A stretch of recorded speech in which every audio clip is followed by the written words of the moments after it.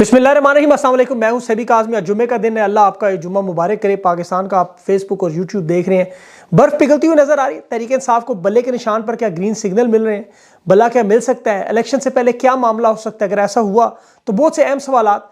इमरान खान का बड़ा अहम ख़त जेल से कौम के नाम, और तहरीक इंसाफ के उम्मीदवारों की अनोखी कैंपेन ने इस वक्त नवाज शरीफ, बिलावल जरदारी और सहूलतकारों के होश क्यों उड़ा दिए? अब इनके बारे में क्या प्लान बनाया जा रहा है वो अवाम को समझना बड़ा ज़रूरी है। जो नेशनल मीटिंग्स हो रही हैं, हालात की ख़राबी की बात हो रही है, लाखों फौजियों को बॉर्डर से हटा के गलियों कूचों में लगाने का मामला, 18-19 दिन रह गए लेकिन इलेक्शन मुलतवी करवाने का मामला क्यों बार बार आ रहा है? कामरान खान जैसे लोग पत्ता भी खड़के तो क्यों कहते हैं इलेक्शन मुलतवी? सनम जावेद का काजी फायज के नाम खत है, लेकिन ये इमरान खान का खत नहीं मानता, वीडियो दिखाए वो नहीं मानता, तो खत का क्या असर होगा? तफसील से आज लोगों के मुजालिम बताता हूँ। काजी ने कैसे जमहूरियत का शबखून किया, हॉर्स ट्रेडिंग मंडियाँ लगेंगी। काजी फायज क्यों जस्टिस मुनीर और मौलवी मुश्ताक से भी एक बड़ी वारदात।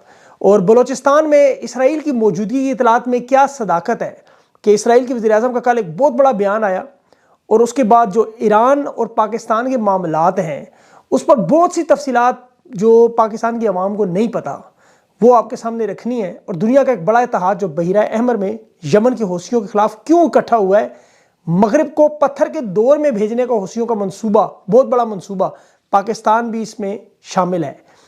इस्तेकाम पार्टी और पीपल्स पार्टी समेत सबकी नज़रें आज़ाद उम्मीदवारों पर क्यों हैं? अवाम किस तरह ये मंसूबा नाकाम करेगी? और सबसे ये बड़ा अहम मामला है, इसको आपने गौर से समझना है। और पाकिस्तान की आवाम जो बहुत बड़ा रिस्क ले रही है, इसका बैकअप प्लान आपको याद होना चाहिए। ये लाडला, सुपर लाडला, प्रो मैक्स लाडला नवाज शरीफ एक तरफ, पाकिस्तान की आवाम का लाडला एक तरफ, और अवाम पाकिस्तान की जीत रही है। मैं कुछ झलकियाँ आपके सामने रखूँगा। पंजाब में चीफ इलेक्शन कमिश्नर सईद गुल को तब्दील किया गया, और कासिम सूरी की नायली का मामला काजी फायज ने उठा लिया 2018 का। ये सारे मामलात क्या है, लेकिन वीडियो आपने आज टाइम अपना देना है पूरा। पाकिस्तान ईरान का मामला जो सबसे पहले आपको पता है लेटेस्ट डेवलपमेंट, अब दोनों तरफ से हिसाब बराबर हो चुका है, लेकिन क्या ये मामला ख़त्म हो चुका है? ये कोई फ्रेंडली मैच था? इससे फ़ायदा किसको हुआ, नुकसान किसको हुआ? इसकी थोड़ी तफसील सबको समझना ज़रूरी है कि मसला क्या था जो हम बता नहीं सके 2 दिनों में बहुत से लोग। ये पाकिस्तान का सबसे बड़ा सूबा बलोचिस्तान, जहाँ सोना, चांदी, गैस, तेल, पेट्रोल, डीजल, लिथियम जैसी मोहतात अंदाज़ा 3 खरब डॉलर से ज़्यादा मादनियात। दूसरे सिस्तान बलोचिस्तान, वो ईरान की तरफ, जिसे असली बलोचिस्तान भी कहा जाता है, 21 सूबों में दूसरा बड़ा सूबा। वहाँ टाइटेनियम, कॉपर और सोना। ईरान में 8 टन सोने के भी ज़खायर दरियाफ्त हुए, और एक मुहतात अंदाज़ा है कि यहाँ 400 मिलियन टन तांबा भी पड़ा हुआ है, टाइटेनियम भी है। ये चीज़ें अपनी तरफ, लेकिन यहाँ पर जो सबसे बड़ा मामला जो तेल और गैस की मादनियात के ज़खायर की अगर मैं बात करूँ तो दुनिया में, पूरी दुनिया में तेल के ज़खायर में ईरान दूसरे और तीसरे नंबर पर, गैस और तेल में 12% दुनिया का तेल और गैस यहाँ से निकलता है। वेनेजुएला और सऊदी अरब के बाद 2021 में सबसे ज़्यादा ज़खायर इनके पास 262 अरब बैरल तेल। ये मैं इसलिए बता रहा हूँ आपको समझ आए इस थोड़ा जोग्राफिया। ईरान की साइड पे 23 लाख लोग ईरानी बलोच जो हैं, और जिन्हें उनके साथ सिस्तानी हैं अकलियत में, उनके साथ कम्युनिटी कुर्द भी हैं, रोमानी भी हैं। और पाकिस्तान की साइड पे तकरीबन 1 करोड़ 2017 में थे, अब शायद 2 करोड़ हो गए होंगे लोग। 2 करोड़ की आबादी बलोचिस्तान की। और बदकिस्मती से बलोचिस्तान पाकिस्तान का सबसे पसमानदा इलाका, 3 खरब डॉलर के ज़खायर पर बैठा हुआ। और जिस तरह ईरान का, उधर भी यही हालात। गैस और तेल आपको पता है उनकी दुनिया में कोई लेता नहीं, दुनिया के पहले 5 ममालिक में आते हैं। और पाकिस्तान में भी सूई से गैस निकलती है, लेकिन पूरे मुल्क में गैस ही नहीं। इसी तरह दुनिया के दीगर ममालिक देखें, जहाँ भी मौदनी ज़खायर है, चाहे वो वेनेजुएला हो, चाहे वो अफ्रीका के ममालिक हो जहाँ से वो, या न्यू पापा गिनी हो, वहाँ सोना निकलता हो, हीरे निकलते हों, तेल निकलता हो, गैस निकलती हो, मादनी ज़खायर हो, वहाँ पर आपको शदीद तरीन कशीदगी, अवाम के हालात बदतरीन सतह पर, और प्रॉक्सीज़ दुनिया की वहाँ पे लड़ रही होंगी। अभी भी बलोचिस्तान में 5 प्रॉक्सीज़ खुफिया एजेंट्स जो हैं वो काम करते हैं बलोचिस्तान में। उसमें सऊदी अरब है, अमेरिका है, बरतानिया है, चीन है, हिंदुस्तान है, और बहुत से और भी हैं। बलोच अलहदगी पसंद भी हैं। ईरान में भी अलहदगी पसंद बलोच है, और इनकी वजह से जो मुआशी बदहाली देखें, इन लोगों की जो ज़मीन से निकलने वाले रिसोर्सेज पर दूसरे ममालिक कब्जा कर रहे हैं, इनके अपने लोग कब्जा कर रहे हैं। इनके बच्चों को ना तालीम, ना सेहत, ना एजुकेशन, ना मुआशी तरक्की, इनके रिसोर्सेज चोरी करके वो कहाँ से कहाँ पहुँच गए। जैसे बंगाली इस्लामाबाद आते तो यहाँ की तरक्की में सड़कों में उन्हें पटसन की खुशबू आती थी। इसी तरह बलोच पंजाब में, इस्लामाबाद में, कराची में जाते हैं, दुनिया ही उन्हें मुख्तलिफ नज़र आती है। ईरान में भी यही हालात है। अब पाकिस्तान की अलहदगी पसंद जो है वो भाग कर बलोचिस्तान जाते हैं, और बलोचिस्तान की जो अलहदगी पसंद है वो भाग कर पाकिस्तान आते हैं। इनकी सरपरस्ती दुनिया के दीगर ममालिक भी करते हैं। अब माजी में देखें, जिस तरह गुड स्टूडेंट बैड स्टूडेंट वाला मामला था, तो यहाँ भी हमारे लिए गुड, उनके लिए बैड, उनके बैड हमारे गुड। तो यही मामला है बिल्कुल उसी तरह। ईरान पर आपको पता है मुआशी पाबंदियां 45 साल से चल रही हैं। ये अपना तेल और गैस बेच नहीं सकते, ये दुनिया के बाकी ममालिक में स्मगलिंग के जरिए अपना तेल बेचते हैं। ईरानी तेल आज भी पाकिस्तान में इंतहाई सस्ती कीमत पर वहाँ से नहीं मिलता है और पाकिस्तान में पूरी कीमत पर महंगा तरीन। ईरान के फिर हिंदुस्तान के साथ भी ताल्लुकात हैं, एशियाई खुर्दनोश चावल वगैरह ये वहाँ से लेते हैं। पाकिस्तान को आज़ादी के बाद तस्लीम करने वाला दुनिया का पहला मुल्क ईरान, 65 की जंग में ईरान की तरफ से मदद थी, ताल्लुकात बरादराना और इस लेवल पे। लेकिन अरब दुनिया के साथ इनका एक तनाज़ा ईरान का शुरू हुआ, इसराइल के साथ शुरू हुआ और फिर उन्हें अपनी बका का मंसूबा बनाया। अमेरिका, चीन, रूस की तर्ज पर अपने मुल्क में लड़ने की बजाय दुनिया के दीगर ममालिक में मुतहरक ग्रुपों के साथ इत्तेहाद, जिसमें उनके आपके कमांडर याद होंगे सलमानी साहब, जो अमेरिका के एक ड्रोन में अभी उन्हें रास्ते से हटाया गया था। अरब दुनिया में उन्होंने लेबनान, शाम, इराक, फ़लस्तीन, तुर्की, लिबिया, यमन, अफगानिस्तान, पाकिस्तान एक बहुत बड़ा जाल बिछा दिया प्रॉक्सीज़ का। ये मगरब इसराइल के साथ जो मामलात चल रहे हैं उसमें देखिए उसकी बहुत बड़ी मिसाल अभी यमन के हौसियों में, बहिरा अहमर में। और ये मनसूबा आपको ये ज़रा मैं थोड़ा तफसील से बताता हूँ, ये बड़ा अहम मामला है।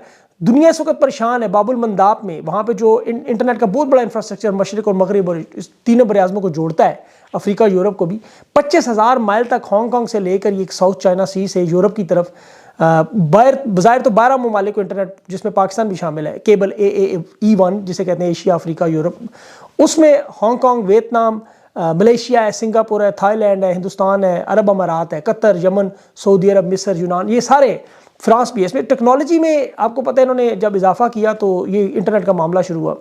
अब यमन के हौसी से रोकना चाहते हैं। पत्थर के दौर में दुनिया का पूरा निज़ाम जो इंटरनेट पर चल रहा है, बैंकिंग से लेकर ई मार्केट तक सब कुछ जो इन्हिसार करती है, वो हौसी से अब रोकना चाहते हैं, काटना चाहते हैं। दुनिया की इन्होंने दुखती रग पकड़ी हुई है। अब ऐसे में जहाँ इसराइल के साथ ईरान के मामलात ऐसे बने हुए हैं, हौसी एक बहुत बड़ा खतरा के लिए। 7 अक्टूबर के बाद आपको पता है तनाज़ा फ़लस्तीन इसराइल का बहुत बड़ा मामला था। अब 19 को कल इसराइल के वज़ीर-ए-आज़म ने एक ऐलान किया था, जो उनकी सबसे बड़ी अखबार टाइम्स ऑफ इसराइल में, वहाँ पे अपने रिपोर्टर्स के साथ बात करते हुए खबर है कि ये सब, उन्होंने सवाल पूछा कि आप ईरान के ग्रुपों से लड़ रहे, बराह रास्त क्यों नहीं हमला करते? तो उसने कहा हम ईरान पर बराह रास्त हमला करेंगे। फिर सब ने देखा ईरान पर इसराइल की तरफ से तो कोई हमला नहीं हुआ, अलबत्ता पाकिस्तान की तरफ से हमले का जवाब दिया गया, जिसे मैं पाकिस्तान का बिल्कुल दुरुस्त मौक़िफ़ समझता हूँ। पाकिस्तान ने दुरुस्त किया और ये हमला इसराइल की तरफ से नहीं था। लेकिन ये क्या इत्तफाक़िया टाइमिंग है या अरब अमारात की तरफ से दबाव आया कि पाकिस्तान इसराइल के जो ताल्लुकात बेहतरी है और इसराइल और ईरान के जो ताल्लुकात वो भी दुनिया के सामने, तो पाकिस्तान पर दबाव बड़े अरसे से चल रहा था, जिसका खुद सबूत अभी हामिद मीर ने जनरल बाजवा के बारे में बताया कि किस तरह इसराइल के साथ ताल्लुकात बढ़ाना चाहते थे और खान की हुकूमत गिराने की वजह भी यही थी। अब सब ने वो देखा, मैं उसकी तफसील में नहीं जाता, लेकिन आप इन कड़ियों से कड़ियाँ जोड़े तो आपको सारी कहानी से आपके सामने खुल जाती है कि ईरान की तरफ से पाकिस्तान पर ऐसा हमला कभी सोचा भी नहीं जा सकता था। अब मैं किसी नतीजे पहुंचने की बजाय सारा मामला आपके सामने रखता हूँ, आप खुद फैसला करेंगे आपको क्या लगता है कि इस हमले के बाद अचानक पाकिस्तान में बयानिया बेहतर हुआ। जो पिछले 2 साल में दूरियां थी जो बढ़ गई थी, और वो पाक फौज और पाकिस्तान की अवाम के दरमियान एकदम बेहतर हुई। हमारी अजीम फौज है, आपको पता है, इसके साथ पूरा पाकिस्तान खड़ा है दिफा में, हमारे खून में है। पाकिस्तान पर जो भी गलत नज़र रखेगा हम उसके कभी भी साथ देना तो दूर, किसी आंखों में आंखें डाल के। बहरहाल अब ये मामला जो है, अब एक जो सुनो टीवी का ये चैनल आपको पता है कि इसका भाई लोगों का, इनकी फिर खबर भी आई अभी कि इलेक्शन कमीशन ने तहरीक इंसाफ को बल्ले की वापसी के लिए ग्रीन सिग्नल दे दिया। अब तहरीक इंसाफ इंट्रा पार्टी इंतखाबात भी करवा सकती है और जब चाहे करवाए। अब लोग सोच रहे हैं क्या ये बर्फ़ पिघली है? जिस तरह तहरीक इंसाफ ने खुलकर अभी जो बयानात दिए, हमायत की, तो क्या पूरे पाकिस्तान में जो सारा पाकिस्तान करता है, तो क्या उससे मामलात बेहतर हुए? बैरिस्टर गौर के इलेक्शन कमीशन से मुलाकातों की बात, फिर तहरीक इंसाफ की मखसूस नशिस्तों का मामला, बल्ले के निशान की वापसी की कोशिशें, तो क्या ये माहौल बेहतर हो गया या ऐसा? लेकिन मैं आपको बताऊँ ऐसा कुछ भी नहीं हुआ। वो अंग्रेजी में कहते हैं ना डिकॉय है, एक उर्दू में कहते हैं लालच देना या शराब जिसे कहते हैं, कि देखने में कुछ और नज़र आता है लेकिन हकीकत में कुछ और। अभी देखें कि तमाम सहाफ़ियों को पैगाम भेजा गया कि तहरीक इंसाफ के खिलाफ जो धांधली की वीडियोज़ होंगी, जो शवाहिद होंगे, तस्वीर होंगी, वो सोशल मीडिया पर नहीं लगानी। आम इंतखाबात में 18-19 दिन रह गए और इलेक्शन की शफाफियत आपको पता है सब कोई मानने को तैयार नहीं। मरकज़ी सेक्रेटेरिएट में सहाफ़ियों को नहीं जाने देते, उनकी खबरें तमाम बंद कर दी। इनके जो अफसरान हैं उनकी कड़ी निगरानी इलेक्शन कमीशन के लोगों की जा रही है। FC पुलिस वहाँ जगह जगह खड़ी है और ये बयानियाँ भी बार बार बनाया जाए इलेक्शन मुलतवी करवाने। हालांकि बड़ा मुश्किल नजर आता है, दिन थोड़े, लेकिन अभी कौमी सहमति के इजलास की बात भी हो रही है जी कि लाखों फौजी सरहदों से हम हटाकर गलियों में इन सियासी जमातों की लड़ाइयों को छुड़वाने में लगा दें, तो ये जो दहशतगर्दी है कौन रोकेगा? अब सारी ताकत हम इधर लगाएंगे तो हमारी जो मीशत जो SIFC ने इस्तेहकाम देना है वो कैसे होगा? इलेक्शन से तो हमें कोई फ़ायदा नहीं। 3 साल की मीशत खुद कैसे ठीक होगी? हम खुद करेंगे, तो इलेक्शन करवाने की क्या ज़रूरत है? पाकिस्तान में वो इलेक्शन आपको याद होगा, त्यौहार, ढोल धमक्का, उम्मीदवारों का जमा, जलसा जुलूस, लाइव ट्रांसमिशन, वो शीदा टली जैसे प्रोग्राम आपको याद, एक फ़ज़ा बनती थी, जमहूरी हक़ का इस्तेमाल करते थे लोग, एक दूसरे का मजाक उड़ाते थे, जुगते लगाते थे, कोई जीतने वाला को हारने वाला, एक मज़ा था, खाने पकते थे, एक माहौल था, लोग ओवरसीज से जाके वोट डालते थे, एक भरपूर जमहूरी मुआशरे की कासिद। आज अगवा बराए तशद्दुद, मारपीट, जबरी बयानात, प्रेस कॉन्फ्रेंसें, ज़हनी नफसियाती तौर पर पूरा माशरा मरीज़ इन्होंने बना दिया। अपने ही मुल्क में लोग जंग लड़ रहे हैं और बिना जंग लड़े मईशत भी तबाह बर्बाद। अब ये चंद लोगों की जिद अना और बका की खातर चंद लुटेरे चोरों को, खानदान को, 24 करोड़ लोगों के खूबसूरत मुल्क को शुमाली कोरिया बनाने जा रहे हैं। अल्लाह इस घुटन, जबर और जुल्म के दौर को ख़त्म करे। इस जुम्मे के दिन मेरी तो दुआ आप भी करें। इन्हें अवाम से आप नहीं लड़ सकते। देखें वजह बड़ी साफ है, जिन्हें हुकूमत में लाना चाहते हैं उन्हें अवाम तस्लीम नहीं करती, मानती नहीं। नवाज शरीफ, बिलावल जरदारी, ये सारे अदम एतमाद के वक्त जो हुकूमत इन्होंने गिराई, तो उस वक्त इनकी कोशिश ये थी कि मैंडेट हमारे पास वही हो। आप इनके अब खुद सर्वे उठा के देखें, इंतखाबी मुहिम देखें, खुलकर जिस तरह अब ये बदमाशी एक तरफ कर रहे हैं, लेकिन लोग हैं कि मानने को तैयार नहीं। गरीदा फारूकी अभी NA71 का सर्वे देख लिया आपने, एक वोट पता नहीं वो नून लीग का। अयाज सादिक अपने हल्के में कॉर्नर मीटिंग करता है, वहाँ खान के नारे लगते हैं और लोग उनके साथ क्या सलूक करते हैं। अयाज सादिक अपने माथे पे पसीना और कांपे टांग रही थी। बाजवा के बारे में जो ये कहता था, मानसेरा में डिप्टी कमिश्नर और RPO जो है वो नवाज शरीफ के जलसे में कुर्सियां लगा रहे हैं, सफाई अपने हाथ से कर रहे हैं। ये वही DPOs और डिप्टी कमिश्नर जिन्होंने MPO के तहत तहरीक इंसाफ के लोगों को गिरफ्तार करने हैं, ऑर्डर दिए हैं सारे। मानसेरा में इनका स्टेज उखाड़ा था। अब वही लोग रिटर्निंग अफसर भी होंगे, डिस्ट्रिक्ट रिटर्निंग अफसर भी होंगे, इलेक्शन भी करवाएंगे। इधर पंजाब की पुलिस गुलू भट्ट नवाज शरीफ के पोस्टरों की हिफाजत कर रही है। सियालकोट में ख्वाजा आसिफ की तमाम जमातों के बैनर और पोस्टर उतार दिए, सिवाय ख्वाजा आसिफ के। मतलब तहरीक इंसाफ के रहनुमा वजीर वो ख्याल अहमद कास्त्रो कुरान पे हलफ देख कह रहा खान के साथ हूँ, ज़बरदस्ती बयान ना माना जाए। सनम जावेद 8 महीनों से जेल में, काजी खफाइज को खत लिख रही है। आप वीडियोस नहीं देखते, काजी साहब हमें तो 9 मई के इल्ज़ाम ही नहीं वीडियोस पे पकड़ा गया है, इसी के इल्ज़ाम की बुनियाद पर हम जेलों में हैं। अवाम की तनख्वाह से आप पैसे लेते हैं, कोई आपकी अदालत में जाए, कोई खत लिखे, आप वीडियो नहीं देखते, खत नहीं मानते। खान ने खत लिखा, 70 सबूत लगाए, नहीं माना। मीडिया पे बात करे, कहता जी मीडिया टॉक ना करें, दस्तावेजात की बुनियाद पर करें, वो देखते नहीं। जब फंस जाए, गुमशुदगियों की बात करें तो कहते जी हम आपको कहाँ से सिक्योरिटी दें, हम कोई, हमारे पास कोई फौज तो नहीं खड़ी। कासिम सूरी का अलबत्ता 2018 का केस उठा लिया, जिस तरह भुट्टो और मुशर्रफ का उठाया, मुर्दा लोगों का। हालांकि 2015 में हरीपुर में नून लीग के उमर यूब उस वक्त थे, उनका केस है। सुमारा मलिक का 2014 का है, लेकिन कासिम सूरी का उठाया क्योंकि कासिम सूरी ने रूलिंग दी थी, आपको याद है। ये बिल्कुल उसी तरह तहरीक इंसाफ का बयान छीन लिया, निशान ANP को लालटेन दे दी और बिलावल की पार्टी को मान लिया खत पे जो थी नहीं किसी के पास, और आज तरीके से पूरी इलेक्शन कैंपेन फारिग कर दी। तो ये काजी नहीं है, इसके नीचे लोअर कोर्ट्स का भी यही हाल है। जस्टिस बाकर नकवी, जवाद हसन, बिलाल शाहिद, ये 3 लोग फैसले सुन रहे हैं। खान के ट्रिब्यूनल बनाए, 5 दिन से ऑर्डर इशू नहीं कर रहे। सुप्रीम कोर्ट में वो अपील है ताकि लेट हो जाए। और गैर कानूनी तौर पर इनके अपने माजी के फैसले, इसहाक डार मफरूर इश्तिहारी था, वो इलेक्शन लड़ सकता है, लेकिन आज जो 9 मई पर रोपोश है वो इलेक्शन नहीं लड़ सकते। तो ये इनकी सबसे बड़ी वारदात। लेकिन अब इनकी जो बड़ी वारदात जो आपको समझनी है वो आज़ाद उम्मीदवारों के मतलब। और ये रास्ता खोला है काजी फाइज ने, हॉर्स ट्रेडिंग का रास्ता। पहले रिटर्निंग अफसरान जिस तरह लेके आया, DC AC वगैरह, अब ये वही तरीका, झंडा पोस्टर नहीं लगाने देना, उम्मीदवारों को MP के तहत पकड़ने वाले वो लोग इंतखाबात करवाएंगे।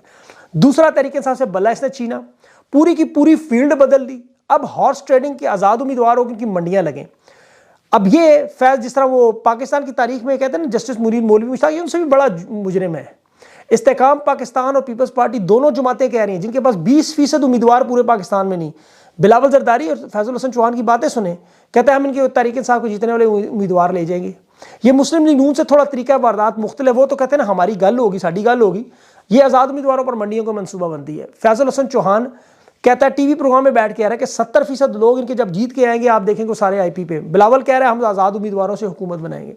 अब जो पाकिस्तान की अवाम इतनी मेहनत कर रही है, आज़ाद उम्मीदवारों के एक एक निशान के लिए मीडिया की कैंपेन चला रहे हैं, नित नए अंदाज से मार्केट कर रहे हैं, प्रमोट कर रहे हैं, ढूंढ के वोट देंगे, उनकी सारा मामला कर रहे हैं।